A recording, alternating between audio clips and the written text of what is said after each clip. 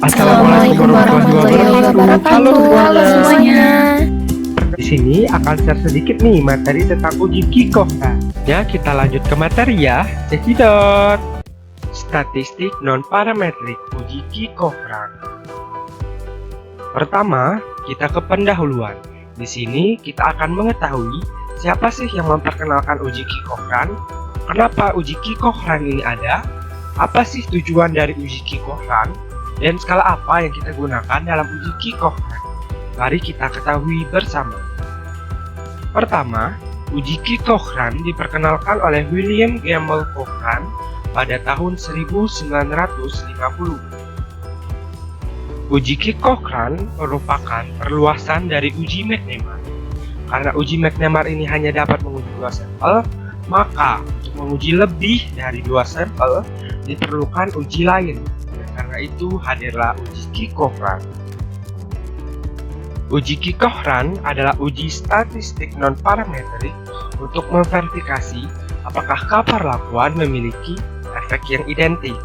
Jadi tujuannya kita akan menguji apakah keperlakuan memiliki efek yang sama atau tidak. Uji Kikohran menguji 3 atau lebih sampel berhubungan, maka saling berbeda signifikan dalam hal proporsi atau frekuensi di dalam populasinya dari suatu kejadian. Data yang digunakan dalam uji Kikohran minimal berskala nominal dengan ketentuan bersifat dikotomi, sukses atau gagal. Selanjutnya kita ke asumsi. Apa saja sih asumsi-asumsi yang kita gunakan ketika menggunakan uji Kikohran? Mari kita ketahui bersama. Yang pertama, sampel dipilih secara random dari populasi kelompok. Setiap kelompok bersifat independen, sedangkan dalam satu baris bersifat dependen. 2. Hasil dari perlakuan di setiap kelompok berbentuk frekuensi dikotomi, ditulis sebagai 1 untuk sukses dan 0 untuk gagal. Jadi, nantinya hasil perlakuan akan dibuatkan tabel, dan tabel tersebut diisi dengan angka 1 untuk jawaban sukses dan 0 untuk jawaban gagal. Dan asumsi yang terakhir yaitu, meskipun H1 adalah uji 2 arah, wilayah penolakan tetap menggunakan satu sisi atau alfa. Selanjutnya ada prosedur uji. Untuk prosedur uji, pertama ada perumusan hipotesis, kedua menentukan taraf signifikansi atau alfa, ketiga statistik uji, keempat menentukan wilayah kritis, kelima membuat kesimpulan dari sampel yang sudah diambil. Untuk perumusan hipotesis, kita akan menentukan H0 dan H1-nya. H0 adalah proporsi atau frekuensi jawaban sukses sama untuk masing-masing perlakuan, dan H1 adalah minimal ada satu proporsi atau frekuensi jawaban sukses yang berbeda. Berdasarkan asumsi bahwasannya H1 merupakan uji 2 arah, tetapi wilayah penolakan yang diambil hanya satu sisi. Selanjutnya ada statistik uji. Di sini ada tabel perlakuan, di mana tabel perlakuannya berisi subjek atau responden dan perlakuan yang diberikan. Di sini ada subjek 1, 2, hingga I hingga ke N, dan ada perlakuan 1, 2, hingga J hingga ke K. Di sini ada X11, X12, hingga X1J, hingga X1K, dan seterusnya. Ini merupakan XIJ, di mana XIJ-nya adalah jawaban sukses atau gagal yang diberikan subjek ke I atas perlakuan ke J. Nah, nanti kolom ini kita isikan dengan skor jawaban 1 untuk jawaban sukses dan skor 0 untuk jawaban gagal. Berdasarkan asumsi bahwa setiap kelompok bersifat independen tetapi setiap barisnya bersifat dependen. Di sini kita bisa lihat bahwa setiap perlakuannya bersifat independen karena dia mempengaruhi setiap respondennya, dan setiap barisnya bersifat dependen karena pada responden yang sama mendapatkan skor yang berbeda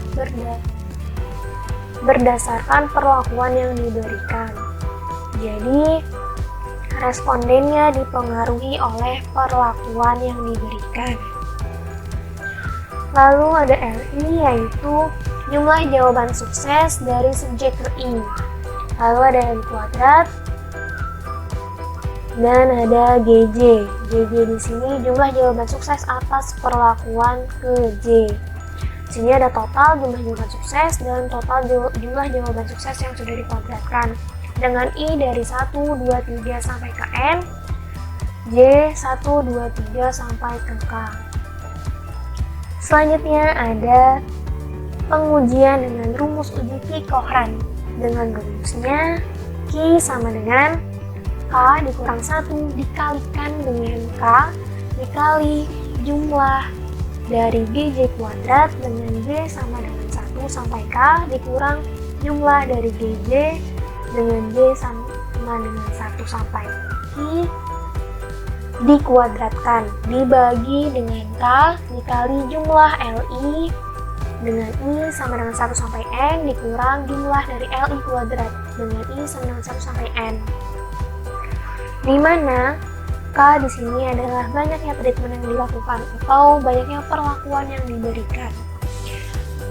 N merupakan banyaknya sampel, LI jumlah jawaban sukses dari subjek ke I, GJ adalah jumlah jawaban sukses atas perlakuan ke J.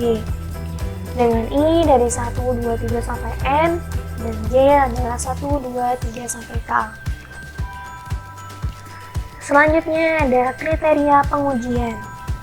Yang pertama kita bisa melihat atau kita bisa menentukan tingkat signifikansi observasi Q dengan melihat tabel Q kuadrat karena Q mendekati distribusi Q kuadrat dengan reject kebebasan K dikurang 1 atau banyaknya perlakuan dikurang 1.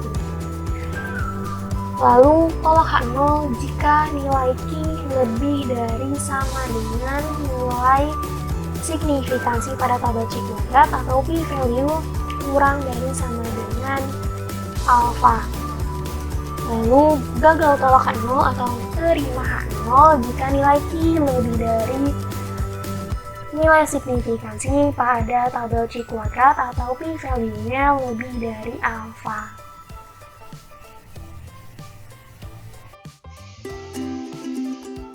Selanjutnya contoh soal dengan cara manual. Judith Catering termasuk dalam usaha kecil menengah yang khusus memproduksi donat.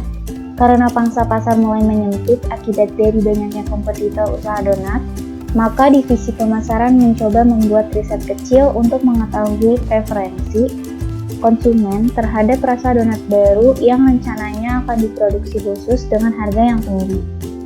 Karena biaya produksi untuk donat juga tinggi, maka penelitian ini terbatas hanya melibatkan 10 responden yang dipilih secara acak menggunakan metode penarikan contoh tertentu. Masing-masing responden diminta mencicipi dan menyatakan suka atau tidak suka terhadap rasa donat kreasi baru, yaitu wijen, jeruk purut, dan jahe. Bagian pengolahan divisi pemasaran sepakat untuk memberi kode 1 untuk respon suka dan kode 0 untuk respon tidak suka. Adapun data yang berhasil dikumpulkan sebagai berikut. Dengan tingkat kepercayaan 95%, apakah proporsi konsumen yang suka adalah sama untuk ketiga rasa donat tersebut? Langkah pertama yaitu perumusan hipotesis.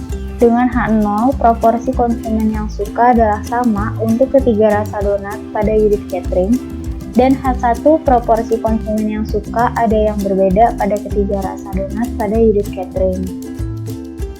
Selanjutnya statistik uji. Langkah pertama yaitu membuat tabel dengan mengubah respon suka menjadi angka 1 dan respon tidak suka menjadi angka 0. Lalu mencari nilai GJ dengan menjumlahkan angka 1 secara vertikal, mencari nilai LI dengan menjumlahkan angka 1 secara horizontal, dan mencari nilai LI kuadrat. Lalu mencari total dari nilai LI dan LI kuadrat. Kemudian masukkan semua data yang sudah kita cari ke rumus Q-Cochran. Maka didapatkan hasil Q sama dengan 16,222. Selanjutnya menentukan wilayah kritis. Wilayah kritis didapatkan dari tabel chi-square dengan alfa 0,05 dan derajat kebelasan 2. Maka didapatkan hasilnya yaitu 5,991. Selanjutnya keputusannya yaitu tolak nol karena nilai Q yaitu 16,22 lebih besar sama dengan dari nilai chi-square yaitu 5,991. Maka kesimpulannya yaitu dengan tingkat signifikansi 5% dapat disimpulkan belum ada cukup bukti bahwa proporsi konsumen yang suka adalah sama untuk ketiga rasa donat pada unit catering.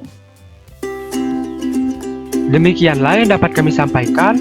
Mohon maaf jika ada kesalahan dan kekurangan. Segala komentar, kritik, dan saran yang membangun sangat kami terima.